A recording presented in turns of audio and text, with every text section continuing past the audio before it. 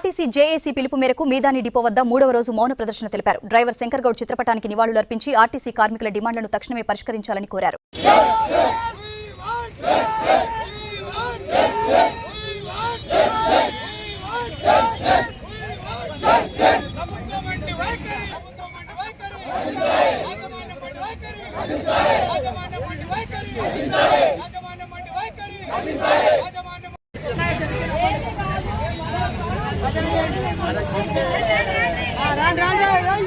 RTC JAC పిలుపు మేరకు 3వ రోజు మా మిదాని డిపోలో ఆర్టీసీ జేఏసీ పిలుపు మేరకు మౌన ప్రదర్శన జరపడం జరిగింది. ఈ మౌన ప్రదర్శనకు సిపిఎం పార్టీ కూడా మాకు మద్దతుగా వచ్చింది. అంతేకాకుండా ఈరోజు విచారకరమైనది ఏంటంటే నర్సంపేట డిపో డ్రైవరు పెట్రోల్ పోసుకొని నిప్పంటించుకున్నాడు. ఆయన ఆత్మకు శాంతి కలగాలని, మా శంకర్ గౌడ్ గారికి ఆత్మ శాంతి కలగాలని జేఏసీ పిలుపు మేరకు మా మిదాని డిపోలో కూడా మౌన ప్రదర్శన మరియు ఆయనకు నివాళులు అర్పించడం జరిగింది. అందుకు దీనికి మా మిదాని డిపోకు జేఏసీ నాయకులు కూడా సందర్శించి ఇకనైనా ప్రభుత్వము కళ్ళు తెరిచి మా ఆత్మహత్యలు ఆపాలని, అంతేకాకుండా ఆర్టీసీని ప్రభుత్వంలో విలీనం చేయాలని, యూనియన్లను రిస్టోర్ చేయాలని, అంతేకాకుండా ఆర్టీసీలో ప్రైవేటు బస్సులను రాకుండా ప్రభుత్వం కొనుగోలు చేసి, అంతేకాకుండా ఆర్టీసీలో అవుట్సోర్సింగ్ విధానాన్ని రద్దు చేయాలి. అంతేకాకుండా మహిళలకు మా ఆర్టీసీలో ముఖ్యంగా భద్రత లేదు. అంతేకాకుండా యూనియన్ లేకపోవడం వలన ఈ 10 సంవత్సరాల కాలంలో 5 సంవత్సరాల కాలంలో డ్యూటీ అవర్స్ పెంచడం జరిగింది. అంతేకాకుండా కిలోమీటర్లు పెంచారు. మేము మా డ్రైవర్ కండక్టర్ డ్యూటీ ముగించుకొని వచ్చేదాకా నమ్మకం లేదు. రోడ్డు మీద ఏమయ్యేది కూడా మా యొక్క అధికారులది వేధింపులు చాలా ఎక్కువ అయ్యాయి. ఎందుకంటే డ్రైవర్ని ఏమో కేఎంపీఎల్ ఏమంటారు, కండక్టర్ని ఏమో ఈపీకి ఏమంటారు.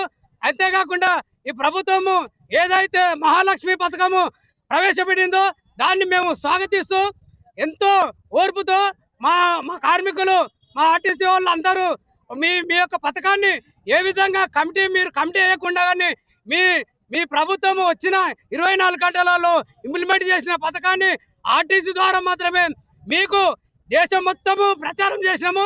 ఆ ప్రచారానికి ఆర్టీసీ కార్మికులే ఖచ్చితంగా ప్రధాన పాత్ర వహించారు. అంతేకాకుండా ప్రభుత్వం కూడా మాకు రావాల్సిన 2 పే స్కేలు 2021, 2025 పే స్కేల్ చేయాలి. ముఖ్యంగా మీకు ఆర్థికపరమైన అంశాలను మేము చేయలేమని చేతులు ఎత్తారు కదా. మాకు యూనియన్ ఇస్తే మీకేమో ఆర్థికము, మీకేమైనా పైసా ఖర్చు అవుతుందా? మేమే నెలకు 10 రూపాయలు మేము యూనియన్కు మేము చందా వేసుకొని యూనియన్ నడిపించుకుంటాము.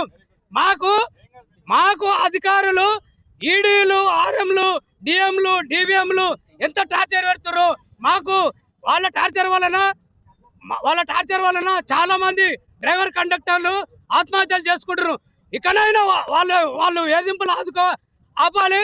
అంతేకాకుండా మాకు 20 సంవత్సరాలు కాదు, ఆర్టీసీ పుట్టినప్పటి నుంచి సరైన రన్నింగ్ టైం లేదు. ఎందుకంటే 141లు ఈ రోజు ఉన్న 141 రేపు ఉండదు. ఈ రోజు ఏ రూట్లో బస్సు తిరుగుతావు రేపు అక్కడ తిరగాలని మనకు నమ్మకం లేకుండా అయిపోయింది. వీళ్ళు ఇష్టానుసారంగా 141 చేంజ్ చేయడము, మేము అడిగితే నువ్వు డ్యూటీ చేస్తే చేయలేకపోతే ఇంటికో అనే రకంగా వీళ్ళు ఉద్యోగం మాకు ఇప్పించారా సార్?